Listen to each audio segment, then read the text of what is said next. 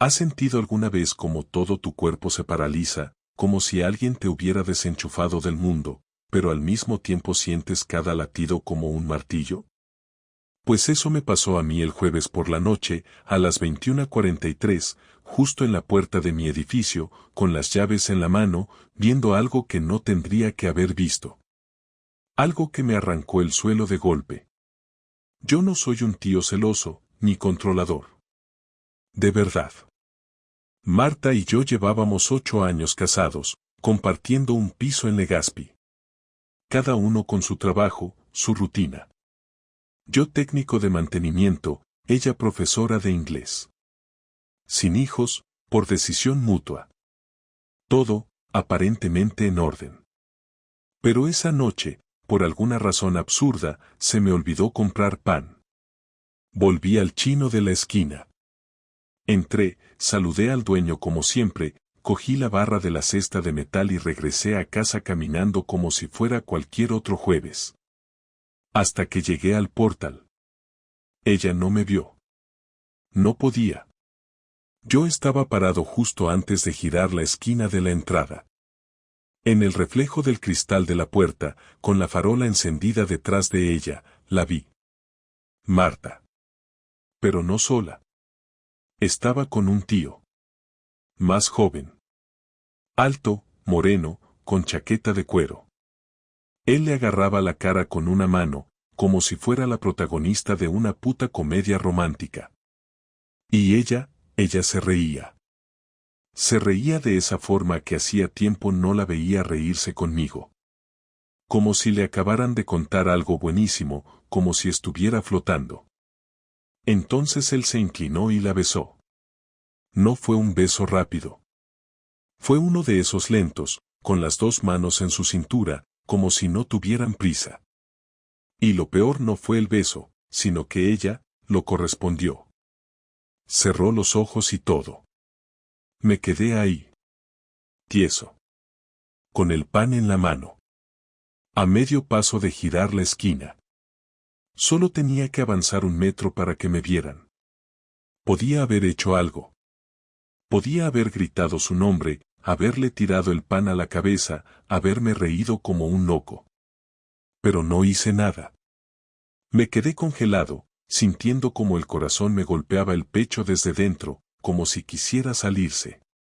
Cuando terminaron, ella dijo algo, él se rió, y luego ella sacó las llaves del bolso. Él se alejó caminando hacia la calle. Ella entró al portal. Esperé unos segundos. Entré detrás, fingiendo que venía de otro lado. Subí por las escaleras para que no me viera desde el ascensor. No quería enfrentarla ahí. No podía. Necesitaba pensar. Me encerré en el baño. Cerré la tapa del váter. Me senté con el pan en la mano, como un imbécil. Escuché cómo se movía en la cocina, cómo abría la nevera, cómo ponía el microondas. ¿Dónde estabas?, preguntó desde el salón. ¿Has ido a por el pan? No respondí. No podía decirle que había visto todo. No todavía. Necesitaba saber más. ¿Quién era ese tío? ¿Desde cuándo? ¿Por qué? ¿Por qué carajo me seguía tratando con esa normalidad de mierda, como si no acabara de darle el alma a otro? Salí del baño al cabo de unos minutos. Puse el pan en la mesa y me senté en silencio. Ella sirvió la cena, un plato de sopa y una tortilla que había dejado preparada. Yo no probé bocado. ¿Te pasa algo?, preguntó con esa voz inocente que me daban ganas de estrellar contra la pared. Pero mantuve la cara. Asentí con una sonrisa y dije, solo cansado. Y así empezó todo. El momento exacto en el que dejé de confiar en la persona con la que me iba a dormir cada noche. Desde ahí todo cambió. Mi forma de mirarla. De hablarle. De respirar en la misma casa que ella. Durante los días siguientes, hice lo que cualquier hombre cuerdo en mi situación habría hecho, me volví un detective casero. Empecé a observar. A oír. A recordar. Y cuanto más pensaba, más cosas encajaban. Las clases extraescolares que ahora daba por las tardes, el móvil que nunca soltaba, las duchas nocturnas después de las reuniones del cole, su repentino interés por la lencería. Yo no quise verlo antes. O no quise aceptarlo. Pero ahora tenía claro que algo pasaba. Algo muy jodido.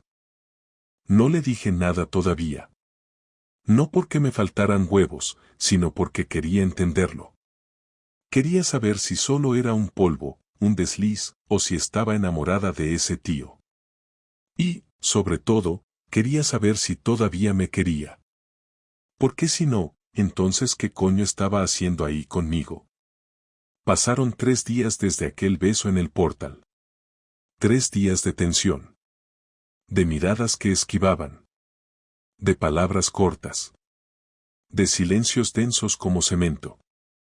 Hasta que el sábado por la noche, ella dijo: voy a salir con las chicas del instituto. Hay cena de despedida para una compañera que se jubila. Ahí lo supe. No era una cena. No había compañera. Era él.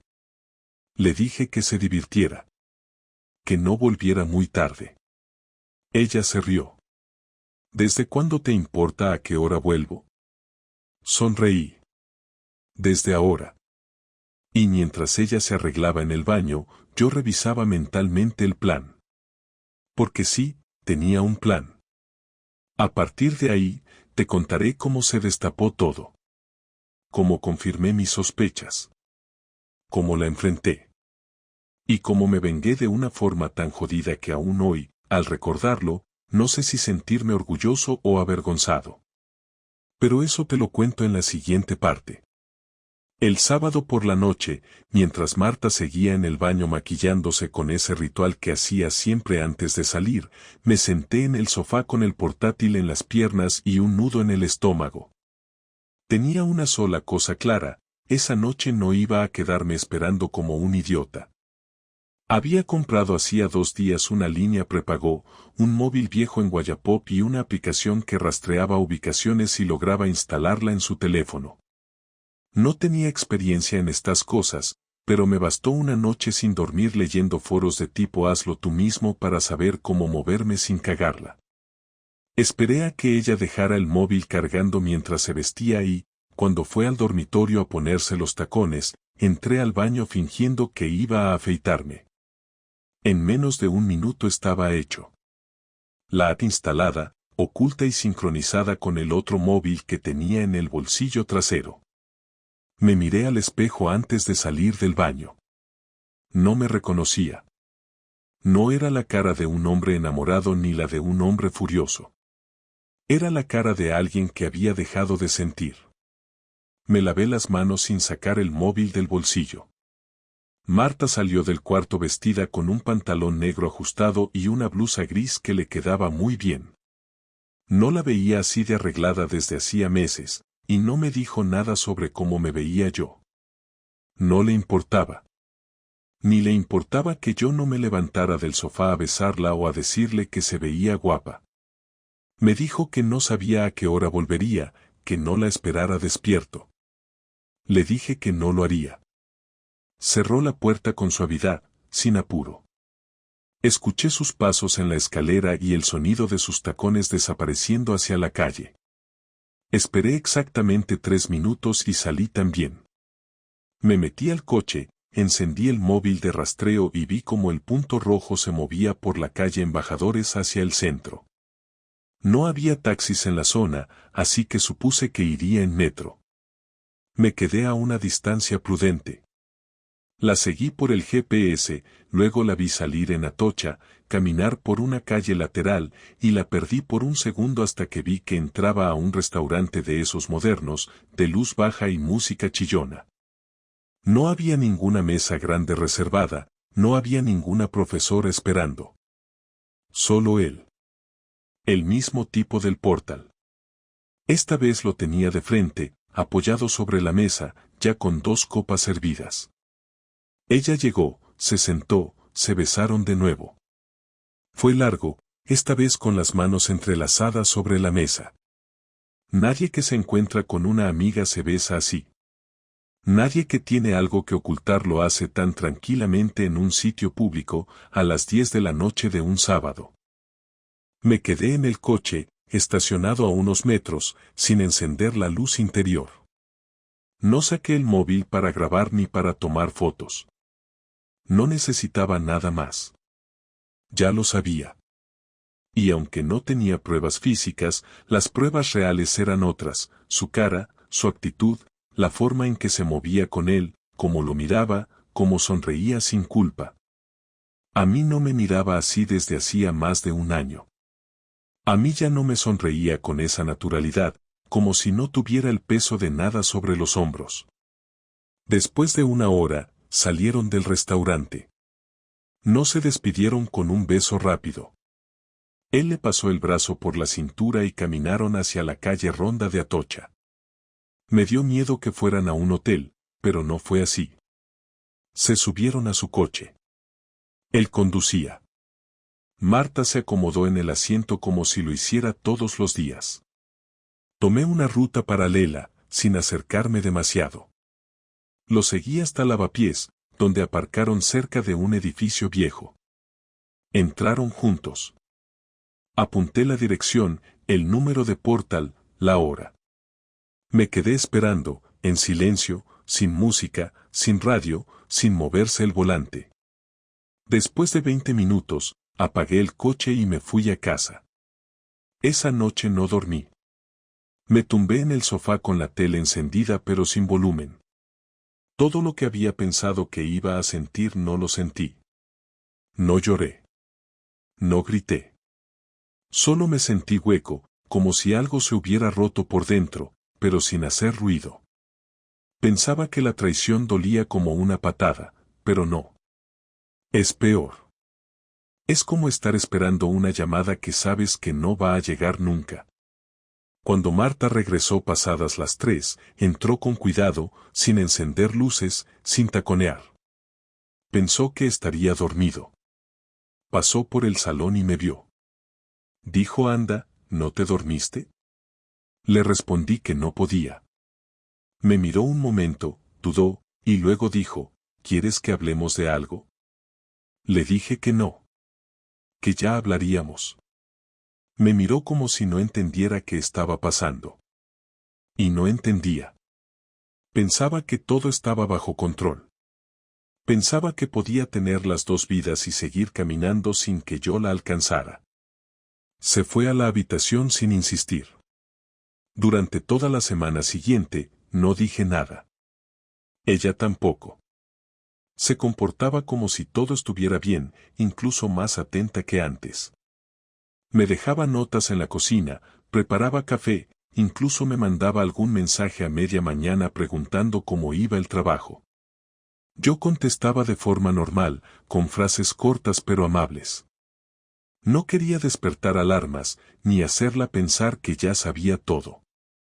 No todavía. El viernes por la noche, mientras ella dormía, abrí su portátil. No tenía clave. No sé si por descuido o porque seguía creyendo que yo era el hombre confiado de siempre. Revisé su correo, sus carpetas, sus conversaciones guardadas. Y ahí encontré los mensajes. Muchos. Algunos recientes, otros de hace meses. Correos con asuntos sin importancia pero con textos que eran todo menos inocentes. Frases como: «No dejo de pensar en cómo me miraste ayer» o «Me encantó tenerte en mi coche, aunque solo fueran 10 minutos». No había fotos explícitas ni confesiones de amor eternas. Solo esa cotidianidad de los que ya se conocen de sobra. De los que se ven más de lo que admiten. De los que ya no sienten que están haciendo algo mal. Cerré el portátil. No necesitaba más. Esa noche dormí tranquilo, por primera vez en semanas. Porque ya no había dudas. Ya no tenía que imaginar. Ahora era real. Ya sabía lo que tenía que hacer. Y no era perdonar. Ni preguntar. Ni rogar. La siguiente parte iba a ser mía. Y te juro que no iba a dejarla pasar como si nada. El sábado me levanté temprano, antes que ella. Preparé café, no por cortesía ni por costumbre, sino porque necesitaba tener las manos ocupadas y la cabeza en algo que no fuera a repetir la escena de ellos dos entrando juntos en ese edificio de lavapiés. Marta salió de la habitación cerca de las 10, con ese paso lento de quien no tiene prisa por enfrentarse al mundo. Se sentó en la mesa de la cocina y me miró un momento, probablemente notando algo en mi cara, porque preguntó con un tono neutro si todo iba bien. Le dije que sí. Ella asintió, cogió su taza y empezó a hablar de cosas sin importancia, que si la calefacción estaba empezando a fallar otra vez, que si la comunidad había mandado una circular sobre una limpieza general en el garaje, que si el supermercado estaba más caro cada semana. La escuché sin decir mucho, solo asentía o respondía con monosílabos. Después de 5 minutos de charla unilateral, se quedó callada.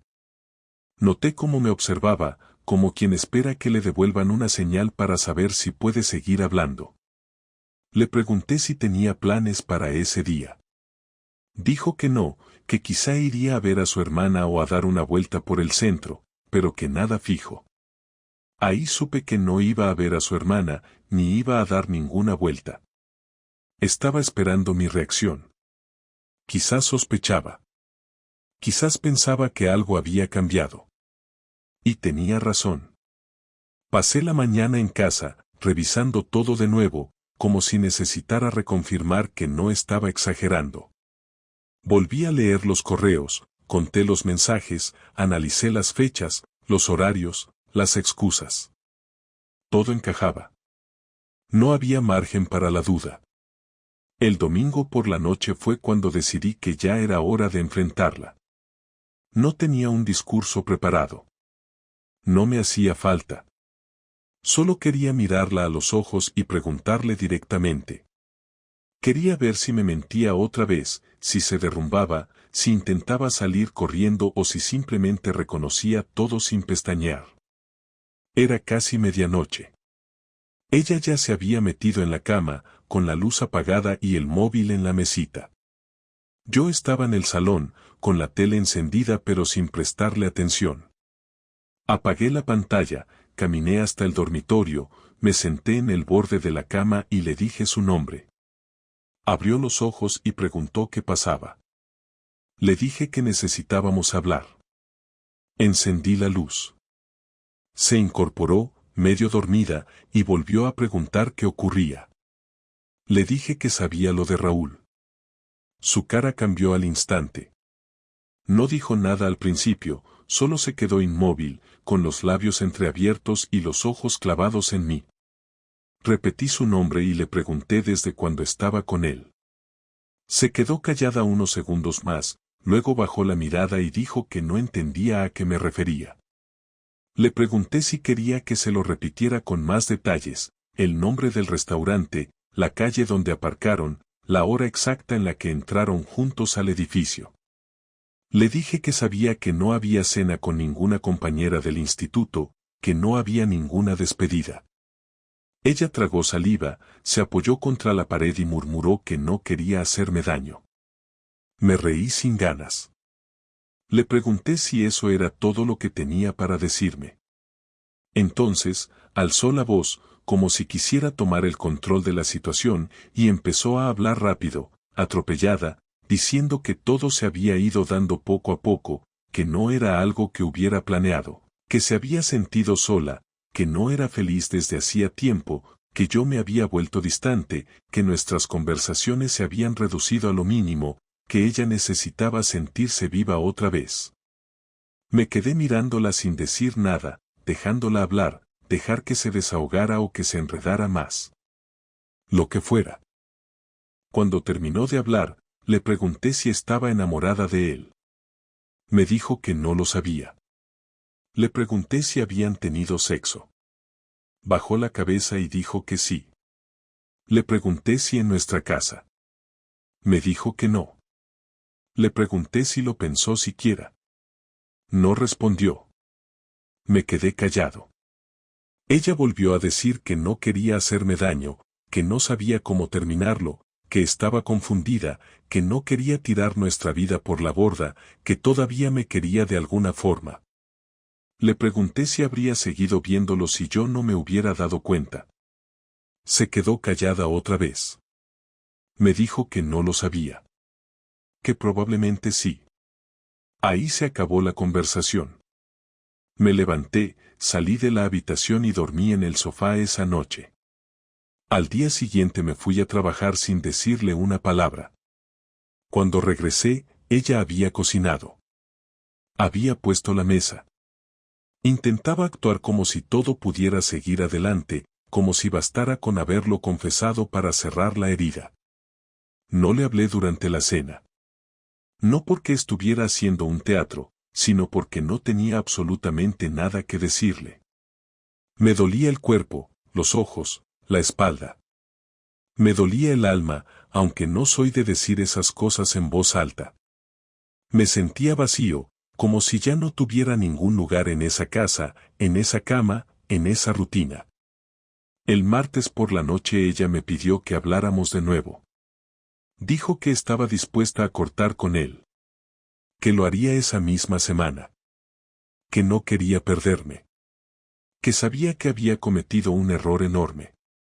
Que no tenía justificación. Que si había algo que pudiera hacer para arreglarlo, lo haría. Le pregunté si lo amaba.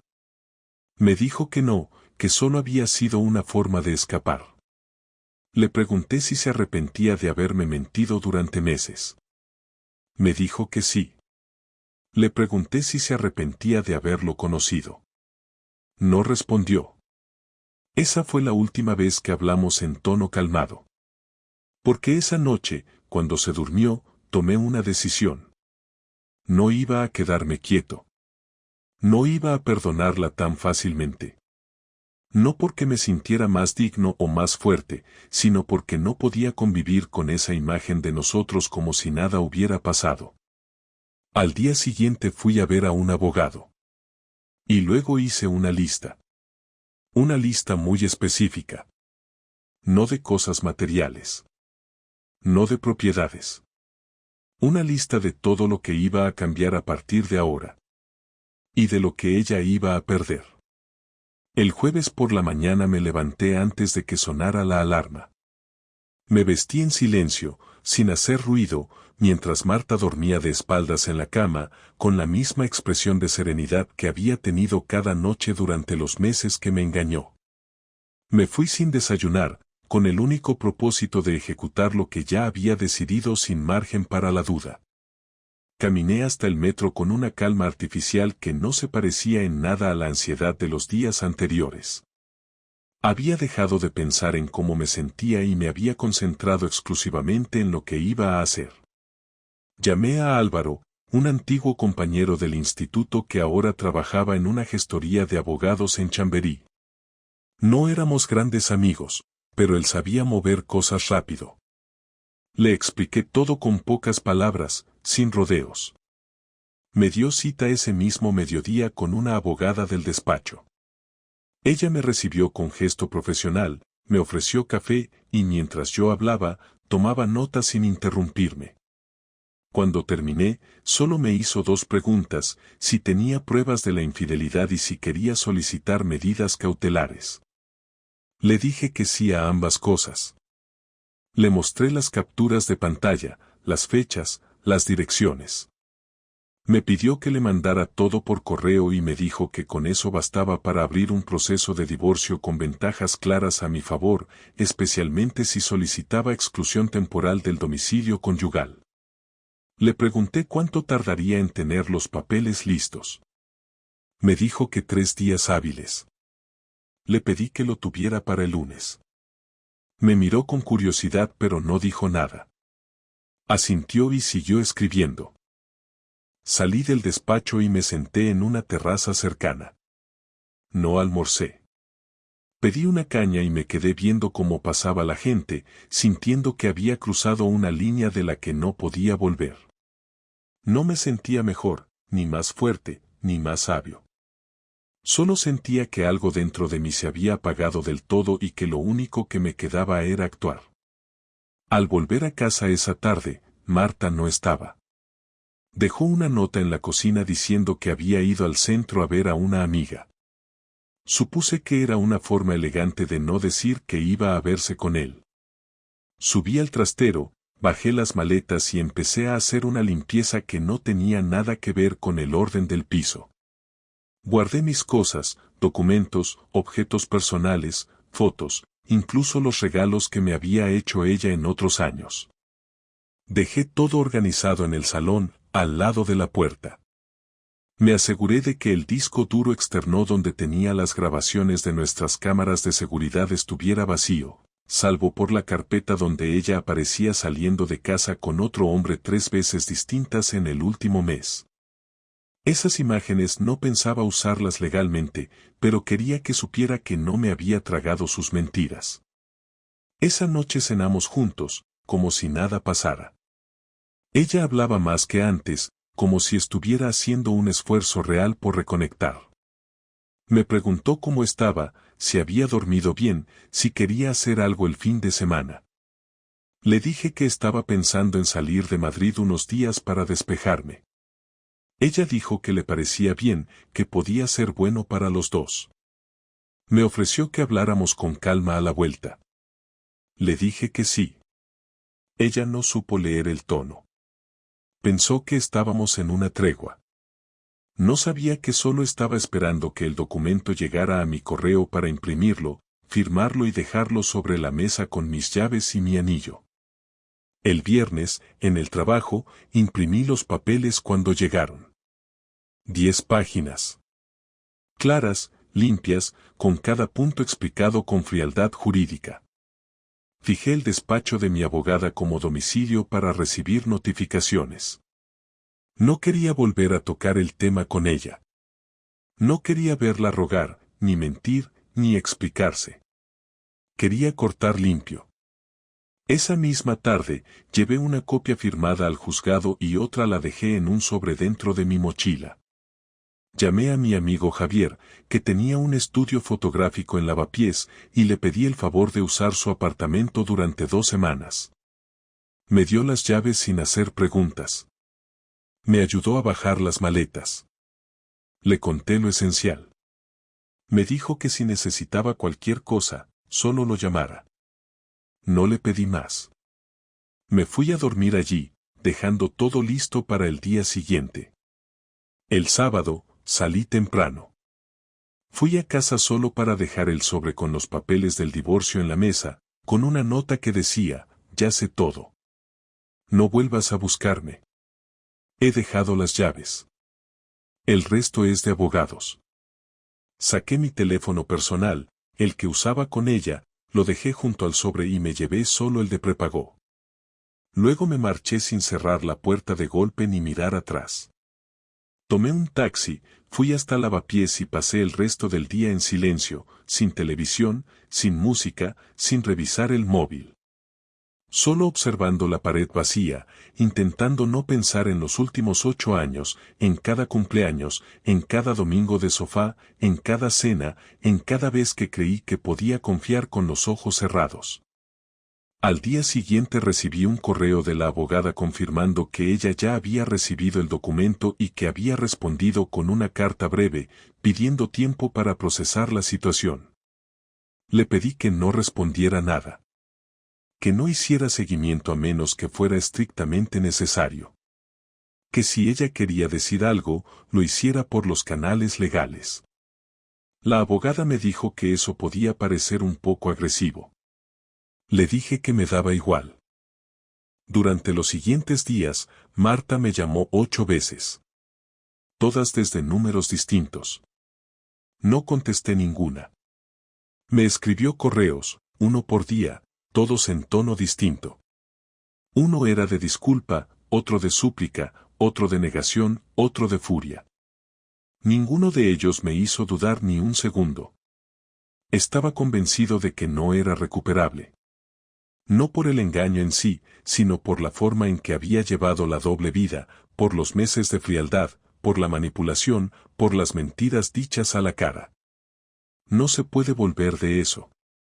No cuando uno ha sido testigo directo del desprecio con el que lo han borrado del mapa. La última noche que pasé en el estudio de Javier, recibí un mensaje que no esperaba. Era de Raúl. El tipo. Decía simplemente, lo siento. No sabía que seguíais juntos. Lo borré sin responder. Me daba igual lo que él supiera o dejara de saber. Me daba igual si fue su culpa, si ella le mintió también, si todo era una cadena de errores y estupideces. Lo único que me importaba era haberme ido a tiempo, antes de convertirme en el tipo que suplica, que perdona por rutina, que se traga los sapos solo por no dormir solo. Yo ya estaba solo desde hacía tiempo. Solo que no lo sabía. Pasaron 6 días sin verla ni hablar con ella. Me despertaba con el móvil en modo silencio, revisaba los correos solo una vez al día para asegurarme de que no hubiera algo urgente del trabajo o del proceso legal, y el resto del tiempo lo pasaba en automático. Comía lo justo, dormía lo mínimo, trabajaba sin hablar mucho con nadie.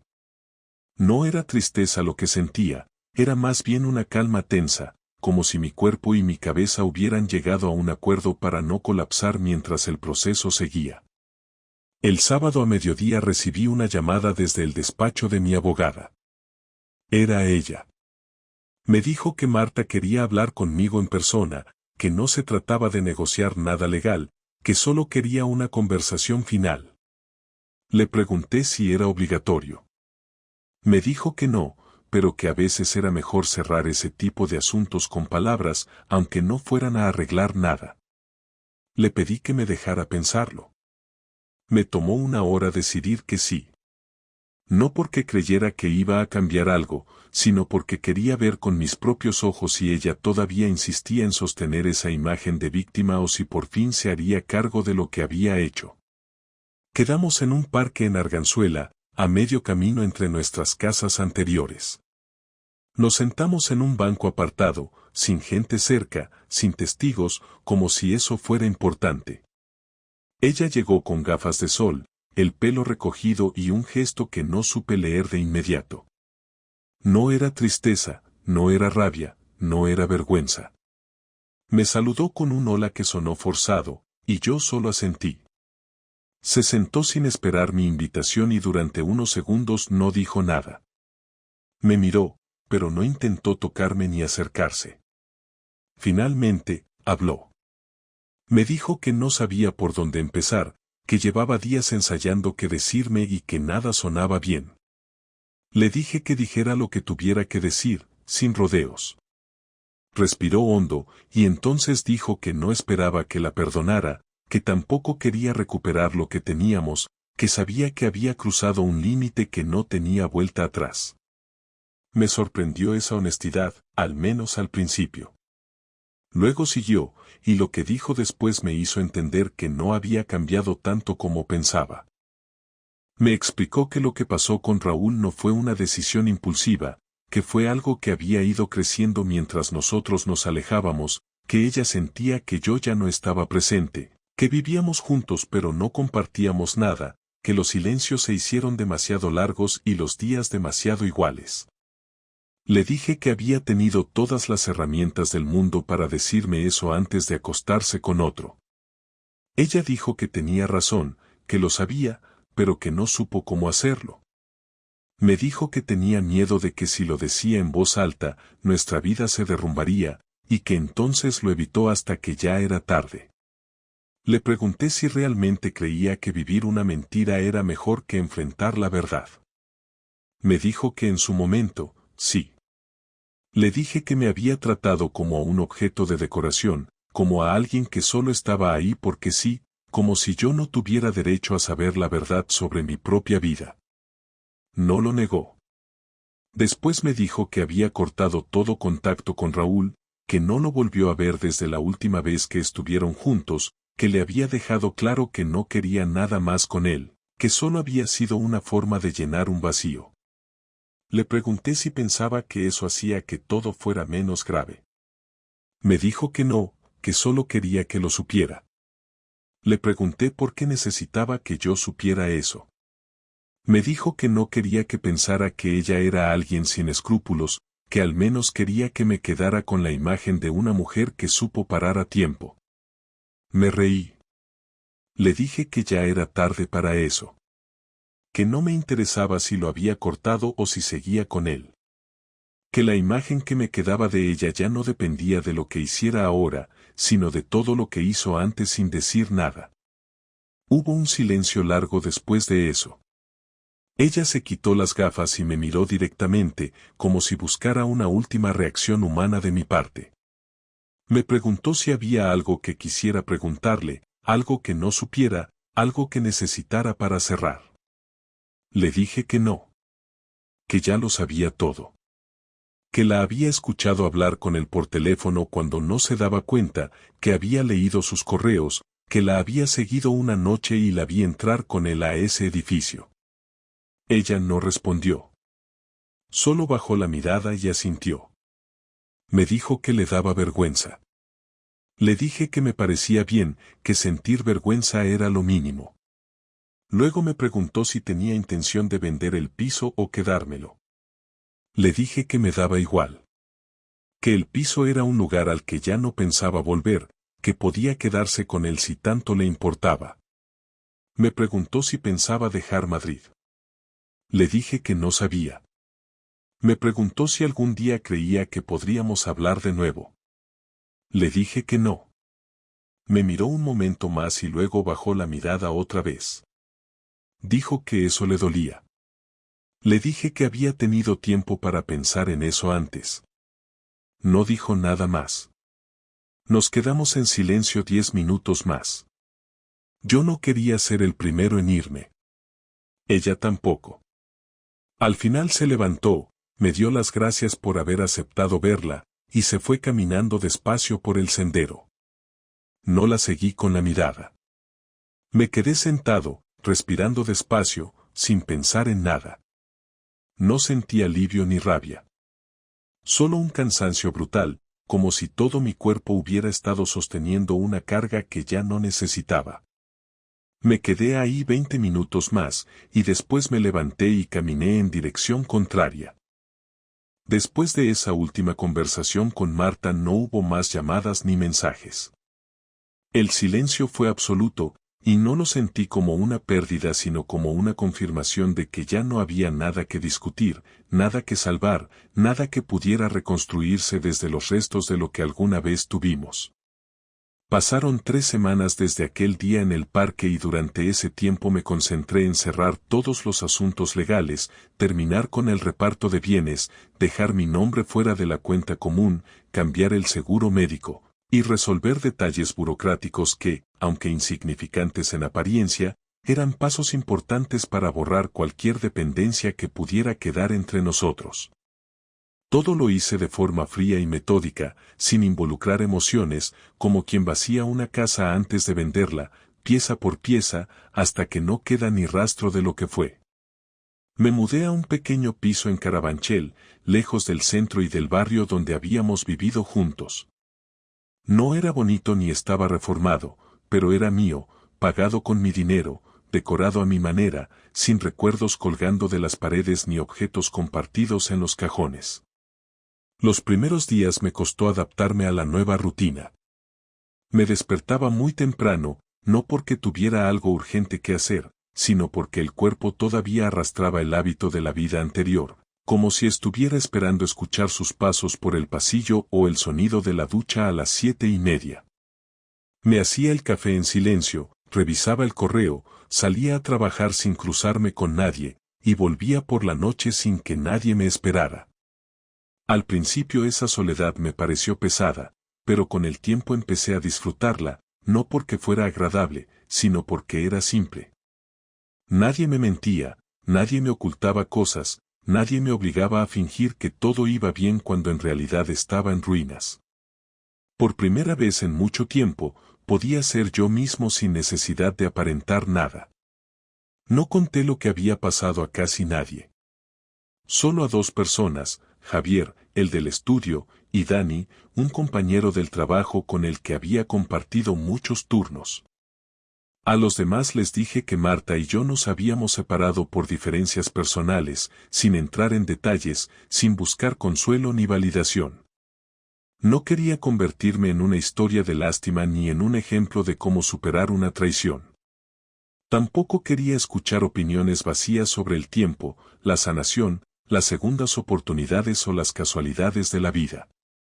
No quería consejos, solo espacio. Javier me ofreció salir un fin de semana con su grupo de amigos. Le dije que no. Dani me dijo que si necesitaba hablar o emborracharme, él ponía el whisky. Le agradecí, pero tampoco fui. No porque quisiera estar deprimido, sino porque necesitaba sentir lo que estaba pasando en silencio, sin ruido alrededor, sin la presión de aparentar que lo estaba llevando bien o que ya lo había superado. Un mes después del último encuentro con Marta, recibí una carta suya. No era un correo electrónico ni un mensaje. Era una carta escrita a mano, en un sobre blanco, sin remitente. Reconocí su letra de inmediato. Dudé si abrirla. La dejé sobre la mesa del salón durante todo el día. La miré varias veces, la toqué, la moví de lugar, pero no la abrí. Al final de la noche lo hice. Era breve. Me decía que no esperaba nada de mí, que no quería una respuesta, que no estaba buscando que volviéramos a hablar. Solo quería decirme que había comprendido, con el paso de los días, la dimensión real de lo que había hecho. Que ya no intentaba justificarlo ni explicarlo, que no buscaba que yo entendiera sus motivos, porque entendía que lo importante no eran sus motivos, sino mis límites, y que los había pasado sin respeto. Terminaba diciendo que me agradecía los años que pasamos juntos, que había sido feliz en muchos momentos, y que lamentaba profundamente que todo hubiera terminado de esa manera. Doblé la carta y la guardé en un cajón. No le respondí. Con el tiempo volví a una especie de normalidad. No una felicidad eufórica ni una calma espiritual profunda, solo una rutina funcional donde podía respirar sin sentirme observado, juzgado o engañado. Fui recuperando pequeños placeres que había dejado de lado sin darme cuenta, cocinar para mí mismo sin pensar en los gustos de otra persona, leer por las noches sin tener que compartir la cama con alguien que solo estaba en cuerpo, mirar una serie sin necesidad de hacer comentarios para mantener una conversación vacía. No me volví más fuerte, ni más sabio, ni más valiente. Solo aprendí a estar solo sin sentirme incompleto. Y eso ya era bastante. Un domingo, caminando por el parque que quedaba cerca de mi nuevo piso, vi a una pareja besándose en un banco. No me molestó. No me provocó rabia ni envidia. Solo los observé un momento y seguí caminando.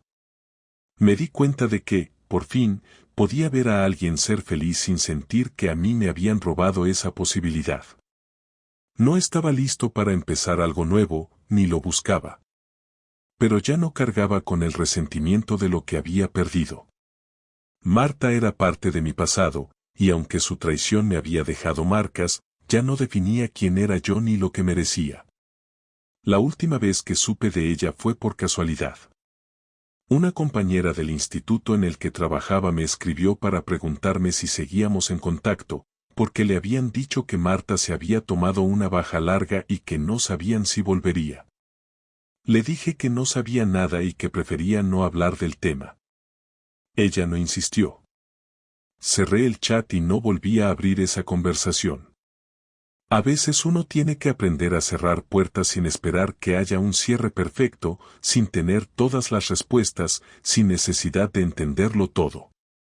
Porque la verdad es que hay cosas que no tienen sentido y personas que simplemente no están hechas para estar contigo más allá de una etapa. Y está bien. Lo importante es reconocer cuándo seguir luchando y cuándo dar un paso atrás, no por cobardía, sino por dignidad. A día de hoy sigo en mi piso pequeño, sigo con mi trabajo, y sigo sin pareja. No por miedo, sino porque no tengo prisa. Estoy construyendo desde cero algo que no tiene que ver con lo que perdí, sino con lo que quiero. Y si algún día aparece alguien con quien compartir eso, bien. Y si no, también. Porque aprendí que estar en paz conmigo mismo es más valioso que cualquier promesa de amor eterno que se rompe a la primera mentira. Y eso es todo.